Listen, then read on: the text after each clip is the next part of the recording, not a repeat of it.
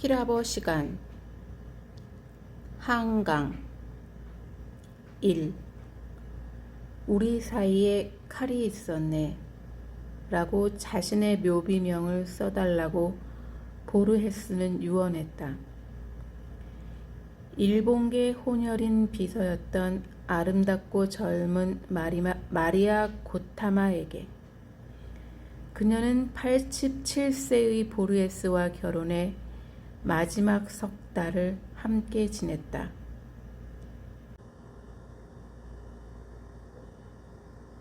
그가 소년 시절을 보냈으며 이제 묻히고 싶어 했던 도시 제나바에서 그의 임종을 시켰다. 한 연구자는 자신의 책에서 그 짧은 묘비명이 서슬퍼런 상징이라고 썼다. 보르헤스의 문학으로 들어가는 의미심장한 열쇠라고. 기존의 문학적 리얼리티와 보르헤스식 글쓰기 사이에 놓인 칼. 믿었던 그와는 달리 나는 그것을 지극히 조용하고 사적인 고백으로 받아들였다. 그 한 줄의 문장은 고대 북부의 서사시에서 인용한 것이었다. 한 남자와 한 여자가 한 침상에서 보낸 첫밤이자 마지막 밤. 새벽이 올 때까지 두 사람 사이에 장검이 놓여 있었다. 그 서슬퍼런 칼날이 만년의 보르헤스와 세계 사이에 길게 놓였던 실명이 아니라면 무엇이었을까? 스위스를 여행한 적이 있지만 제네바에는 들르지 않았다. 그의 무덤을 굳이 직접 보고 싶지 않았다. 대신 그가 보았다면 무한히 황홀했을 성 갈렌의 도서관을 둘러보았고 천년된 도서관의 마루를 보호하기 위해 관람객들에게 더 신게 했던 털 슬리퍼의 까슬한 감촉이 떠오른다. 루첼은 선착장에서 배를 타고 저물역까지 어둠 덮인 알프스의 협곡 사이를 떠다녔다. 어느 곳에서건 사진은 찍지 않았다. 풍경들은 오직 내 눈동자 속에만 기록되었다. 어차피 카메라로 담을 수 없는 소리와 냄새와 감촉들은 귀와 코와 얼굴과 손에 낱낱이 새겨졌다. 아직 세계와 나 사이에 칼이 없으니 그것으로 그때엔 충분했다. 이 침묵. 여자는 두 손을 가슴 앞에 모은다. 이마를 찡그리며 흙판을 올려다본다. 자, 읽어봐요. 알이 두꺼운 은퇴 안경을 낀 남자가 미소를 머금으며 말한다. 여자는 입술을 달싹인다. 혀끝으로 아랫입술을 축인다. 가슴 앞에 모은 두 손이 조용히 빠르게 뒤치럭거린다. 여자는 입술을 벌렸다 다문다. 숨을 멈췄다 깊이 들이마신다. 참을성 있게 기다리겠다는 듯 남자가 흙판 쪽으로 한 발 물러서며 말한다. 읽어요. 여자의 눈꺼풀이 떨린다. 곤충들이 세차게 맛비비는 겹날개처럼 여자는 힘주어 눈을 감았다 뜬다. 눈을 뜨는 순간 자신이 다른 장소로 옮겨져 있기를 바라는 듯이 흰 백묵 자국이 깊게 박힌 손가락으로 남자는 안경을 고쳐 쓴다. 어서 말해요. 여자는 목까지 올라오는 검은 스웨터에 검은 바지를 입었다. 의자에 걸어놓은 재킷도 검정색이며 커다랗고 검은 헝겊 가방에 넣어둔 목도리는 검정색 털실로 짠 것이다. 상가에서 막 빠져나온 사람 같은 그 복장 위로 그녀의 거친 얼굴은 일부러 길게 빚은 진흙상처럼 여의어 있다. 젊지도 특별히 아름답지도 않은 여자다. 총명한 눈빛을 가졌지만 자꾸만 눈꺼풀이 경련하기 때문에 그것을 알아보기 어렵다. 마치 세상으로부터 검은 옷 속으로 피신하려는 듯 어깨와 등은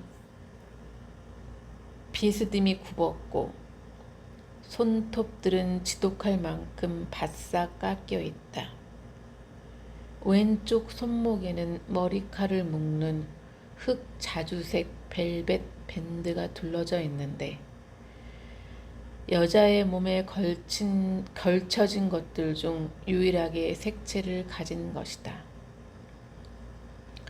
다 같이 읽어봅시다. 남자는 더 이상 여자의 대답을 기다리지 못한다. 그녀와 같은 줄에 앉은 앳된 대학생.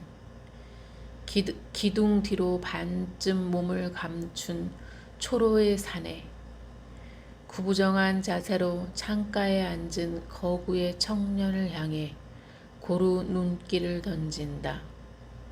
에모스, 에르메테로스, 나이 우리들이 세 명의 학생들이 낮고 수줍게 따라 읽는다. 소스 헤메테로스, 너희들이. 강단에 선 남자는 30대 중반으로 보인다. 체구는 약간 작은 편이고 눈썹과 인중의 선이 뚜렷하다. 감정을 자제하는 옅은 미소가 입가에 어려있다. 짙은 밤색 코르덴 재킷은 팔꿈치 부분에 밝은 갈색 가죽이 덧대어져 있다. 약간 짧은 소매 밖으로 손목이 드러나 보인다. 그의 왼쪽 눈시울께에서 입술 가장자리까지 가늘고 희끗한 곡선으로 그어진 흉터를 여자는 묵묵히 내려다본다. 첫 시간에 그것을 보았을 때 오래전 눈물이 흘렀던 곳을 표시한 고치도 같다고 생각했었다. 옅은 녹색을 넣은 두꺼운 안경알 위로 남자의 눈이 여자의 꾹 담은 입을 응시하고 있다. 그의 입가에서 미소가 가신다. 그는 굳은 얼굴을 돌린다. 짧은 히라버 문장을 빠르게 흡판해 쓴다. 악센트들을 채 찢기 전에 백묵이 두 동강 나며 떨어진다. 지난해 늦봄 저렇게 백묵가루가 잔뜩 묻은 손으로 여자는 흙판을 짚고 서 있었다.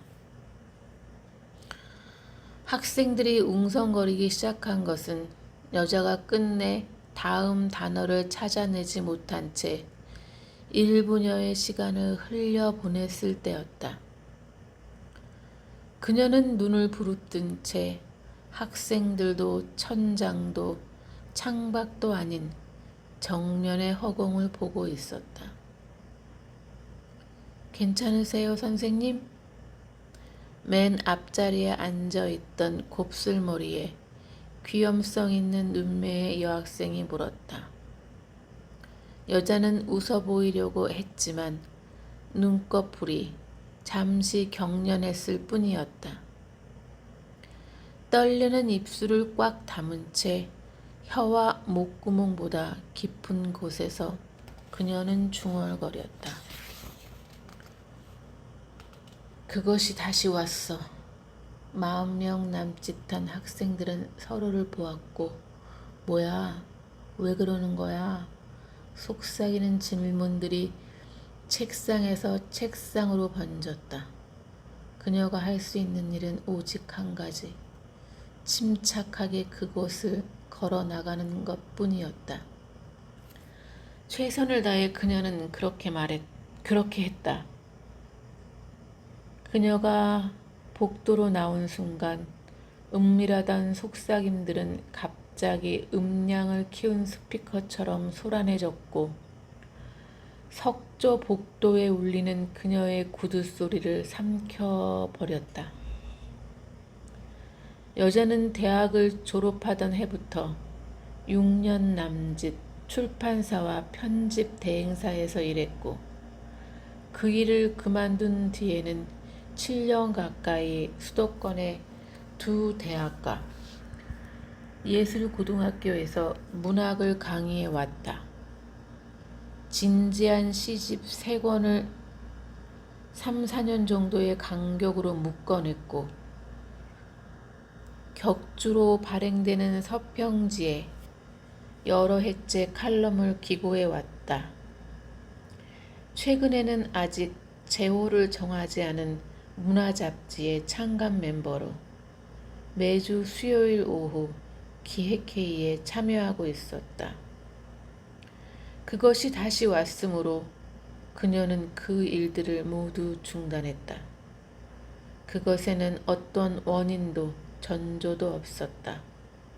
물론 그녀는 반년 전에 어머니를 여의었고 수년 전에 이혼했고 3차례의 소송 끝에 마침내 9살 난 아들의 양육권을 잃었으며 그 아이가 전 남편의 집으로 들어간 지 5개월이 되어 가고 있었다. 아이를 보낸 뒤 생긴 불면증으로 일주일에 한 번 그녀가 찾았던 반백의 심리치료사는 그토록 자명한 원인들을 왜 그녀가 부인하려 하는지 납득하지 못했다. 아니요. 그녀는 테이블에 놓인 백지에 적었다. 그렇게 간단하지 않아요. 그것이 마지막 상담이었다. 필담으로 하는 심리치료는 시간이 너무 걸렸고 오해의 소지가 많았다. 언어 문제를 다루는 다른 심리치료사들을 소개해 주겠다는 그의 제안을 그녀는 정중히 거절했다. 무엇보다 그녀에게는 더 이상 고가의 치료를 감당할 경제력이 없었다. 어린 시절 여자는 영민한 편이었다고 했다. 항암 치료를 받던 마지막 1년 동안 그녀의 어머니는 틈날 때마다 그녀에게 그것을 상기시켜 주었다. 마치 죽기 전에 가장 확실히 해둬야 할 일이 그것이라는 듯이. 언어에 관한 그 말은 사실이었는지도 몰랐다. 그녀는 4살에 스스로 한글을 깨쳤다. 아직 자모음에 대한 인식이 없이 모든 글자들을 통문자로 외운 것이었다. 학교에 들어간 오빠가 담임선생을 흉내내어 한글의 구조를 설명해 준 것은 그녀가 6살이 되던 해였다. 설명을 들은 순간엔 그저 막연한 느낌뿐이었는데 그 이른 봄의 오후 내내 그녀는 자음과 모음에 대한 생각을 떨치지 못하고 마당에 쪼그려 앉아 있었다. 그러다 나를 발음할 때의 니은과 니를 발음할 때의 니은이 미묘하게 다른 소리를 낸다는 것을 발견했고 뒤이어 사와 시의 시운 역시 서로 다른 소리라는 것을 깨달았다. 조합할 수 있는 모든 이중 모음을 머릿속에서 만들어 보다가 이와 의의 순으로 결합된 이중 모음만은 모국어에 존재하지 않으며 따라서 그것을 적을 방법도 없다는 것을 알았다. 그 소소한 발견들이 그녀에게 얼마나 생생한 흥분과 충격을 주었던지 20여 년 뒤 최초의 강렬한 기억을 묻는 심리치료사의 질문에 그녀가 떠올린 것은 바로 그 마당에 내리쬐던 햇빛이었다. 볕을 받아 따뜻해진 등과 목덜미, 작대기로 흙바닥에 적어간 문자들, 거기 아슬아슬하게 결합돼 있던 의문들의 경이로운 약속. 그 초등학교에 다니면서부터 그녀는 일기장 뒤쪽에 단어들을 적기 시작했다. 목적도 맥락도 없이 그저 인상 깊다고 느낀 낱말들이었는데 그중 그녀가 가장 아꼈던 것은 숲이었다. 옛날에 탑을 닮은 조형적인 글자였다. 피읍은 기단, 우는 탑신, 시옷은 탑의 상단. 시옷, 우, 피읍이라고 발음할 때 먼저 입술이 오므라들고 그 다음으로 바람이 천천히 조심스럽게 새어나오는 느낌을 그녀는 좋아했다. 그리고 닫히는 입술, 침묵으로 완성되는 말, 발음과 뜻, 형상이 모두 정적에 둘러싸인 그 단어에 이끌려 그녀는 썼다. 숲, 숲. 하지만 정말 영민했다는 어머니의 기억과는 달리 중학교를 졸업할 때까지 그녀는 누구의 눈에도 띄지 않는 아이였다. 어떤 말썽도 일으키지 않았고 성적 역시 특출하지 않았다. 친구가 몇 있긴 했지만 방과 후까지 어울려 노는 일은 없었다. 세수할 때 말고는 거울 앞에서 시간을 보내지 않는 무덤덤한 여학생이었으며 연애에 대한 막연한 동경조차 거의 느끼지 않았다. 수업이 끝나면 학교 근처의 구립도서관에서 참고서 대신 책을 읽었고 집으로 대출해간 책들을 이불 속에서 엎드려 읽다 잠들었다. 그녀의 삶이 격렬하게 양분되어 있다는 것을 아는 사람은 그녀 자신뿐이었다. 일기장 뒤에 적어가던 단어들은 스스로 꿈틀거리며 낯선 문장을 만들었다. 꼬챙이 같은 언어들이 시시로 잠을 뚫고 들어와 그녀는 한밤에도 몇 번씩 소스라치며 눈을 떴다. 잠이 부족해질수록 신경은 위태롭게 예민해졌고 설명할 수 없는 고통이 때로 달궈진 새처럼 명치를 눌렀다. 가장 고통스러운 것은 자신이 입을 열어 내뱉는 한마디 한마디의 말이 소름 끼칠 만큼 분명하게 들린다는 것이었다. 아무리 하찮은 하나의 문장도 완전함과 불완전함, 진실과 거짓, 아름다움과 추함을 얼음처럼 선명하게 드러내고 있었다. 그녀는 자신의 혀와 손에서 하얗게 뽑아져 나오는 거미줄 같은 문장들이 수치스러웠다. 토하고 싶었다. 비명을 지르고 싶었다. 마침내 그것이 온 것은 그녀가 막 17살이 되던 겨울이었다. 수천 개의 바늘로 짠 옷처럼 그녀를 가르며 찌르던 언어가 갑자기 사라졌다. 그녀는 분명히 두기로 언어를 들었지만 두텁고 빽빽한 공기층 같은 침묵이 달팽이관과 두뇌 사이에 어딘가를 틀어막아 주었다. 발음을 위해 쓰였던 혀와 입술, 단단히 연필을 쥔 손의 기억 역시 그 먹먹한 침묵에 써여 더 이상 만져지지 않았다. 더 이상 그녀는 언어로 생각하지 않았다. 언어 없이 움직였고 언어 없이 이해했다. 말을 배우기 전, 아니 생명을 얻기 전 같은 뭉클뭉클한 솜처럼 시간의 흐름을 빨아들이는 침묵이 안팎으로 그녀의 몸을 에워쌌다.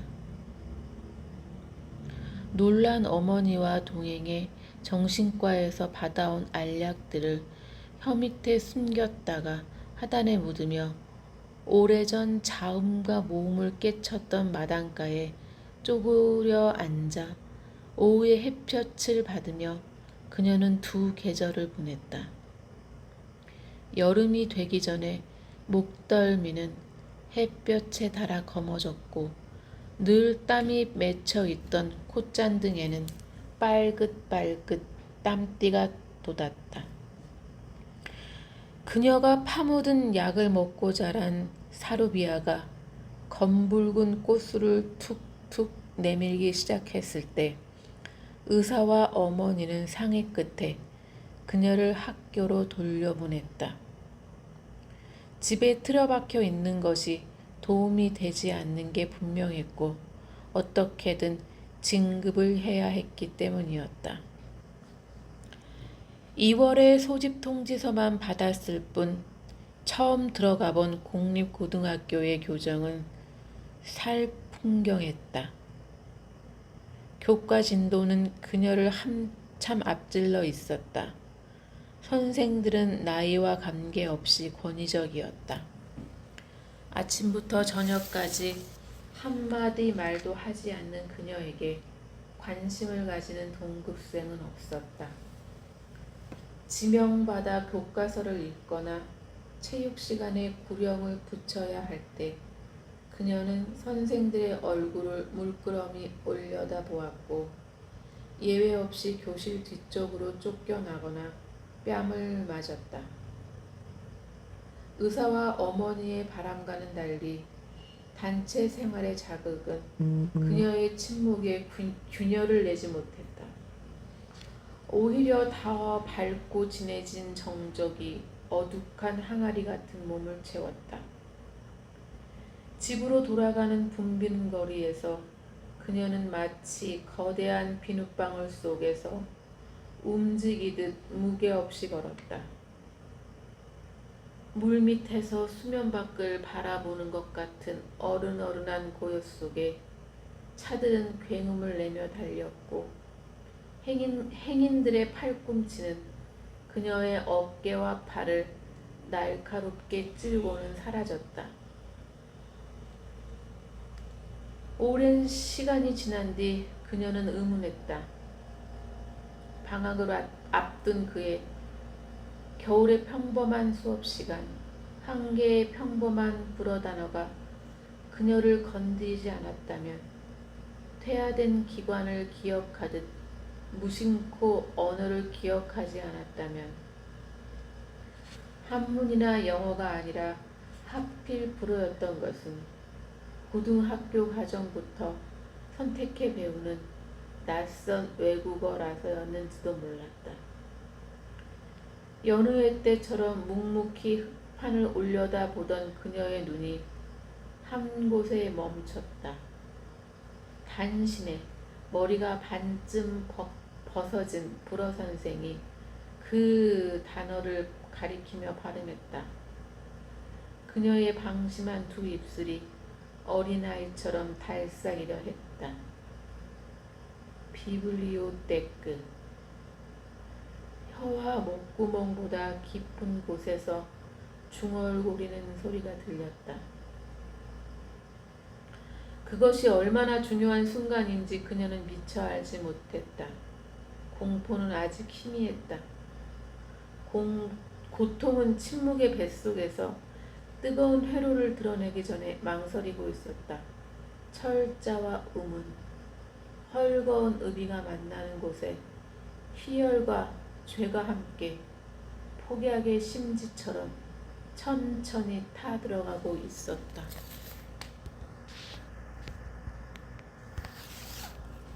여자는 두 손을 책상에 올려놓는다. 손톱 검사를 기다리는 아이처럼 굳은 자세로 고개를 수그린다. 남자의 목소리가 강의실에 울려 퍼지는 것을 듣는다. 고대 히라버에 수동태와 능동태 말고 제3의 태가 있다는 것. 지난 시간에 잠깐 설명했지요? 그녀와 같은 줄에 앉은 남학생이 힘주어 고개를 주걱거린다. 뺨이 통통하고 이마에 잔뜩 여드름이 익은 영리한 장난꾸러기 같은 인상의 철학과 2학년생이다. 여자는 창 쪽으로 고개를 돌린다. 의예과를 간신히 졸업하긴 했지만 타인의 삶을 책임지는 일이 적성에 맞지 않아 포기하고 의학사를 공부한다는 대학원생의 옆 얼굴이 보인다. 턱이 겹쳐지는 통통한 얼굴에 검고 동그란 뿔테 안경을 낀 거구의 그는 언뜻 보기에 태평한 성격이어서 쉬는 시간이면 여드름 투성이의 대학생과 낭낭한 목소리로 끝없이 실없는 농담을 주고받으며 시간을 보낸다. 그러나 수업이 시작되는 즉시 그의 태도는 바뀐다. 실수를 두려워하는 것, 매 순간 긴장하고 있다는 것이 역력히 드러난다. 우리가 중간태라고 부르는 이 태는 주어에 죄기적으로 영향을 미치는 행위를 표현합니다. 창밖으로 살풍경한 연립주택들이 드문드문 주황색 전등들을 밝히고 있다. 아직 잎이 나지 않은 어린 활엽소들은 검고 깡마른 가지들의 윤곽을 어둠 속에 숨기고 있다. 그 황량한 풍경을 거구의 대학원생의 겁먹은 얼굴을 히라버 강사의 핏기 없는 손목을 그녀는 묵묵히 응시한다. 20년 만에 다시 온 침묵은 예전처럼 따스하지도 농밀하지도 밝지도 않다. 처음의 침묵이 출생 이전의 그것에 가까웠다면 이번의 침묵은 마치 죽은 뒤의 것 같다. 예전에는 물속에서 어른어른한 물밖의 세계를 바라보았다면 이제는 딱딱한 벽과 땅을 타고 다니는 그림자가 되어 거대한 수조에 담긴 삶을 바깥에서 들여다보는 것 같다. 모든 언어가 낱낱이 들리고 읽히는데 입술을 열어 소리를 낼 수 없다. 육체를 잃은 그림자처럼 죽은 나무의 텅 빈 속처럼 운석과 운석 사이의 어두운 공간처럼 차고 희박한 침묵이다. 20년 전 모국어가 아닌 낯선 외국어가 침묵을 깨뜨리리라고 그녀는 예상하지 못했었다. 지금 그녀가 이 사설 아카데미에서 고대 히라버를 배우는 것은 이번에는 자신의 의지로 언어를 되찾고 싶기 때문이다. 함께 강의를 듣는 학생들이 원서로 읽기를 원하는 플라톤과 호메로스와 헤로도토스, 속화된 헬라어로 쓰인 후대의 문헌들에 그녀는 거의 무관심하다. 더 낯선 문자를 쓰는 버마어나 상스크리트어 강좌가 개설되어 있었다면 주저없이 그것들을 들었을 것이다. 예를 들어 사다라는 의미를 가진 동사의 중간태를 쓰면 무엇을 사서 결국 내가 가졌다는 것을 의미합니다.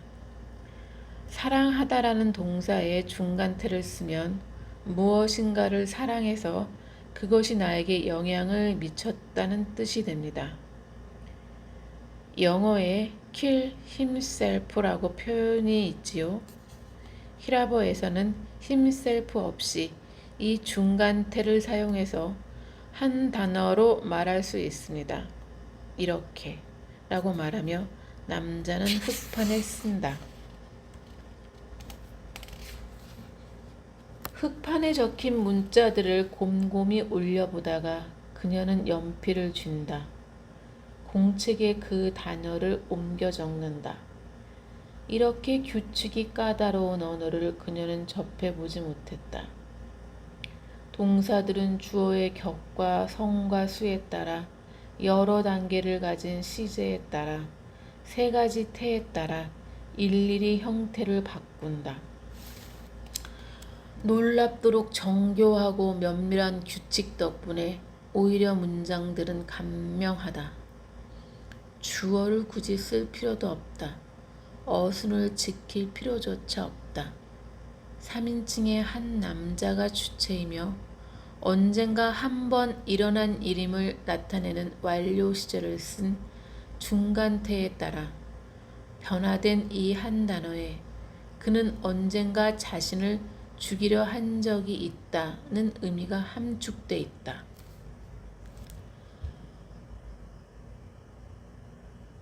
(8년) 전에 그녀가 낳은 이제 더 이상 키울 수 없게 된 아이가 처음 말을 배울 무렵 그녀는 인간의 모든 언어가 압축된 하나의 단어를 꿈꾼 적이 있었다. 등이 흠뻑 젖을 만큼 생생한 악몽이었다. 어마어마한 밀도와 중력으로 단단히 뭉쳐진 한 단어. 누군가 입을 열어 그것을 발음하는 순간 태초의 물질처럼 폭발하며 팽창할 언어. 잠투정이 심한 아이를 재우다 설핏 잠들 때마다 어마어마하게 무거운 그 언어의 결정이 그녀의 더운 심장에 꿈틀거리는 심신들 가운데 차디찬 폭약처럼 장전되는 꿈을 꾸었다. 기억만으로 선득한 그 감각을 이사이로 누르며 그녀는 쓴다. 얼음 기둥처럼 차갑고 단단한 언어. 다른 어떤 단어와 결합되어 구사되기를 기다리지 않는 극도로 자족적인 언어. 돌이킬 수 없이 인가와 태도를 결정한 뒤에야 마침내 입술을 뗄 수 있는 언어. 밤은 고요하지 않다. 밤블럭 너머에서 들리는 고속도로의 갱음이 여자의 고막에 수천 개의 스케이트 날 같은 칼금을 긋는다. 흉터 많은 꽃잎들을 사방에 떨구기 시작한 자목련이 가로등 불빛에 빛난다. 가지들이 휘도록 흐드러진 꽃들의 육감, 으깨면 단 냄새가 날 것 같은 봄밤의 공기를 가로질러 그녀는 걷는다. 자신의 뺨에 아무것도 흐르지 않는다는 것을 알면서 이따금 두 손으로 얼굴을 닦아낸다. 전단지와 세금 고지서들이 꽂혀있는 우편함을 지나쳐 엘리베이터 옆에 육중하게 버티고 선 1층 현관문에 그녀는 열쇠를 꽂는다. 다시 양육권 소송을 해서 되찾아올 생각이었으므로 집안에는 아이의 흔적이 고스란히 남아있다. 낡은 천 소파 옆에 낮은 책장에는 3살 때부터 읽힌 그림책들이 꽂혀있고 동물 스티커로 장식한 골판지 상자에는 크고 작은 레고 부속들이 그득하다. 수년 전 아이가 마음껏 놀게 하려고 일부러 맨 아래층에 얻은 집이었다. 하지만 아이는 좀처럼 발을 구르거나 뛰어다니려 하지 않았다. 거실에서 줄넘기 연습을 해도 된다고 그녀가 말하자 아이는 물었다. 지렁이랑 달팽이들이 시끄러워하지 않을까? 또래보다 체구가 작고 골격이 섬세한 아이였다. 무서운 장면이 있는 책을 읽으면 38도 가까이 열이 올랐고 긴장하면 토하거나 설사를 했다.